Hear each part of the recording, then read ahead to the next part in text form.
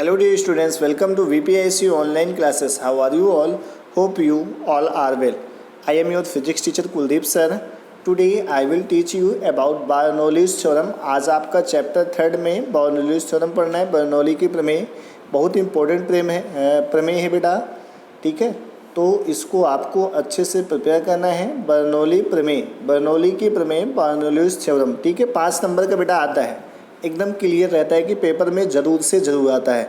तो आपको इसको अच्छे से समझना है, ठीक है। फिर उसके बाद खुद से अपने मन से कम इसको आपको 2-3 बार करना है। इसका स्टेटमेंट मैंने आपको बता दिया था, तो आइए फिर से एक बार देखते हैं बर्नौली की प्रमेय होती क्या है। इस प्रमेय के अनुसार बताया था मैंने, यदि कोई असंपीड़ित अथवा श्यानदो, ठीक है, धारा रेखीय प्रवाह में बहता है तो नली के प्रत्येक स्थान पर प्रति एकांक आयतन की दाब ऊर्जा, गतिज ऊर्जा तथा स्थिर ऊर्जा का योग एक नियतांक होता है तथा स्थितिज ऊर्जा का योग एक नियतांक होता है, ठीक है। ये आपको पता होना चाहिए। इस प्रमेय के अनुसार यदि कोई असंपीड़ित हुआ श्यानदो धारा रेखीय प्रवाह में बहता है तो नली के प्रत्येक स्थान पर प्रति एकांक आयतन की दाब ऊर्जा, गतिज ऊर्जा तथा स्थिर ऊर्जा का योग एक नियतांक होता है। इसको मैंने आपको पिछले वीडियो में भी बताया था। अब आपको पता है प्रति एकांक आयतन की दाब ऊर्जा P होती है, प्रति एकांक आयतन की गतिज ऊर्जा 1/2 ρv² होती है, प्रति एकांक आयतन की जो स्थिर ऊर्जा होती है ρgh होती है। तो अब इसको हमको क्या करना पड़ेगा, प्रूफ करना पड़ेगा। तो आइए हम लोग इसका प्रूफ करते हैं। इसके प्रूफ में हम लोग करते क्या हैं, इसमें एक धारा रेखीय नली लेते हैं। ये मैंने धारा रेखीय नली ले लिया, रुक जाइए थोड़ा ऊपर बनाते हैं। ये आपका एक धारा रेखीय नली है, ये ले लिया, ठीक। ये आपकी एक धारा रेखी नली है। इसको x सिरा मान लेंगे, इसको y सिरा मान लेंगे। एक को मैंने x सिरा मान लिया, दूसरे को y सिरा। ये ऐसे ऐसे इसमें ड्रॉ जाता है, ये ऐसे ऐसे।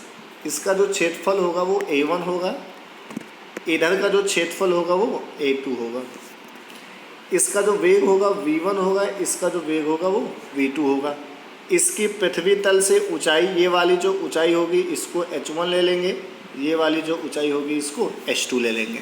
क्या ले लेंगे, h2 ले लेंगे, ठीक है। फिगर समझ में आया होगा। ये आपकी धारा रेखीय नली है जिसका पहले सिरे का क्षेत्रफल A1, दूसरे सिरे का क्षेत्रफल A2 है, ठीक है। पहले सिरे का वेग V1, दूसरे सिरे का वेग V2 है। पहले सिरे पे जो लगने वाला बल है उसको F1 मान लेंगे, इसको F2। इसका जो घनत्व होगा उसको रो ले लेंगे। जो लिक्विड जो फ्लो होगा उसका जो हम लोग डेंसिटी लेंगे उसको रो ले लेंगे। पृथ्वी तल से ऊंचाई हम लोग एक h1 लेंगे, दूसरी क्या लेंगे, h2 लेंगे। पृथ्वी तल से ऊंचाई x सिरे की ऊंचाई h1 लेंगे और y सिरे की ऊंचाई h2 लेंगे। फिर उसके बाद हम लोग फिगर में इसके बारे में लिख लेंगे थोड़ा सा। माना कोई असंपीड़ित व श्यानदो धारा रेखीय नली x y में बह रहा है, ठीक है, जिसके नली x सिरे का क्षेत्रफल A1, y सिरे का क्षेत्रफल A2, x सिरे का प्रेशर यानी दाब P1, y सिरे का दाब P2, ठीक है। बल x सिरे पे लगने वाला बल F1, y सिरे पे लगने वाला बल F2, ठीक है। x सिरे की पृथ्वी तल से ऊंचाई h1 है, y सिरे की पृथ्वी तल से ऊंचाई h2 है। तो ये मैंने जितनी चीज़ें बताई, सारी चीज़ें मैंने ये बताई कि जो भी आपकी फिगर में मैंने ड्रा किया वही मैंने आपको बताया। तो ये सारी चीज़ें आपको समझ में आई होंगी। इसके बाद आगे बढ़ते हैं। आगे क्या बढ़ेंगे, आगे इस पर भी उसके बाद निकालते हैं। 1 सेकंड में x सिरे से प्रवेश करने वाले द्रव द्वारा किया गया कार्य। 1 सेकंड में x सिरे से प्रवेश करने वाले द्रव द्वारा किया गया कार्य आपको पता है। कार्य इज इक्वल टू होता है बल गुणे विस्थापन। वर्क इज इक्वल टू होता है फोर्स इंटू डिस्प्लेसमेंट। तो W1 इज इक्वल टू मान लेंगे F1 into V1। F1 into V1 आपको पता है P is equal to F होता है, तो F इज इक्वल टू हो जाएगा P इंटू A। यानी इसके प्लेस पे हम लोग लिख सकते हैं W1 is equal to P1 A1 into V1। W1 is equal to P1 A1 into P1। ये आपके x सिरे का था। इसी प्रकार हम लोग y सिरे का निकालेंगे। y सिरे में प्रवेश नहीं करेगा, y सिरे में निकलेगा। तो 1 सेकंड में y सिरे से निकलने वाले द्रव द्वारा किया गया कार्य। 1 सेकंड में y सिरे से निकलने वाले द्रव द्वारा किया गया कार्य W इज इक्वल टू हो जाएगा W2 इज इक्वल टू हो जाएगा P2 A2 V2, P2 A2 V2। ऐसे ही जैसे इसमें निकाला वैसे ही इसमें निकालेंगे। अब इन कार्यों में नेट कार्य निकालेंगे, दोनों का डिफरेंस ले लेंगे। उसके बाद नेट ऊर्जा निकाल लेंगे, दोनों को आपस में इक्वल करेंगे। आपका जो है फाइनल प्रूफ आ जाएगा। आइए आगे देखते हैं। उसके बाद हम लोग निकालते हैं नेट कार्य। बेटा 1 सेकेंड में नली में द्रव द्वारा किया गया नेट कार्य, आप दोनों का डिफरेंस लेंगे। W इज इक्वल टू आएगा आपका P1 minus P2, P1 A1 V1 minus P2 A2 V2, इसको इक्वेशन आप फर्स्ट मान लेंगे। क्या मानेंगे बेटा? इक्वेशन आप फर्स्ट मानेंगे। उसके बाद अविरतता के सिद्धांत से, इसके पहले वाले वीडियो में आपको प्रिंसिपल ऑफ कॉन्टिन्यूटी के बारे में मैंने बताया था। इसको हम लोग हिंदी में अविरतता का सिद्धांत कहते हैं। यहाँ से लिखेंगे A1 V1 is equal to A2 V2, A1 V1 is equal to A2 V2 is equal to हो जाएगा द्रव्यमान बाई घनत्व। ठीक है, आपको पता है घनत्व इज इक्वल टू होता है rho is equal to m by V होता है, तो यहाँ से v इज इक्वल टू हो जाएगा m बाई रो। आपका ये एक प्रकार से आयतन ही तो दिया गया है। क्या है? आपका आयतन है। अब यहाँ से फिर से आप क्या करोगे? समीकरण 1 में A1 V1 A2 V2 के प्लेस पे आप m बाई रो पुटअप कर देंगे, तो आएगा W is equal to P1 m by rho minus P2 m by rho. इसमें आप देखेंगे दोनों में m बाई रो क्या है? कॉमन है। कॉमन लेने के बाद आपका बचेगा W is equal to P1 minus P2 m by rho. इसको आप इक्वेशन सेकंड कंसीडर करेंगे।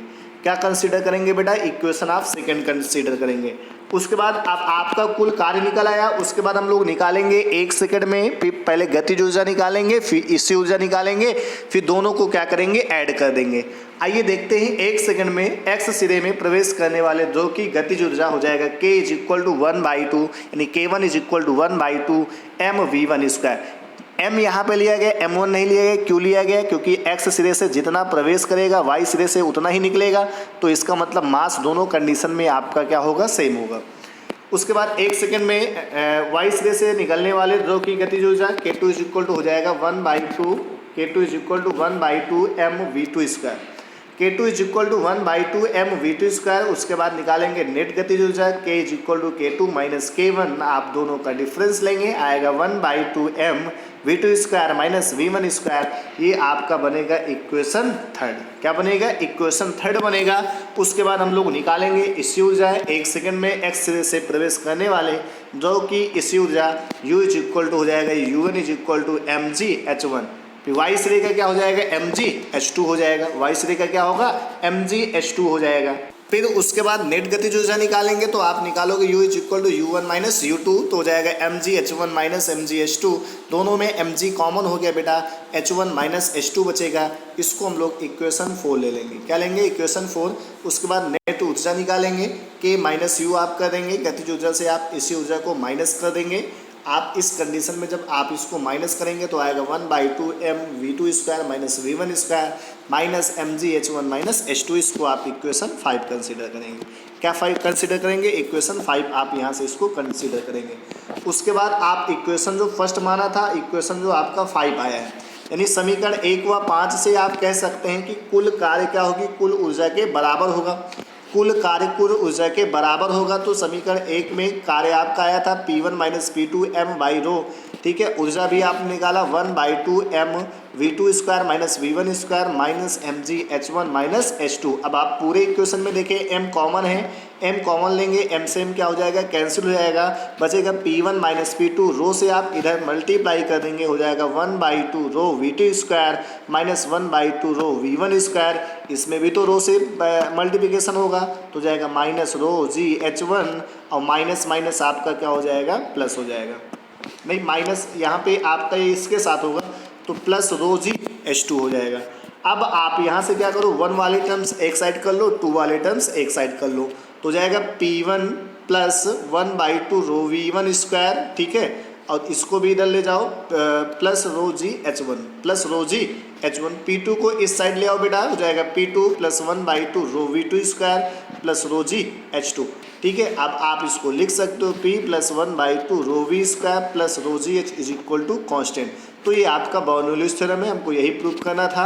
उम्मीद करते हैं आप लोग को बेटा समझ में आया होगा। थोड़ा तेज इसलिए बताया गया है क्योंकि थोड़ा बड़ा था, अगर तेज ना बताते तो काफ़ी बड़ा वीडियो बनता। Thank you. Stay home, be safe, keep studying.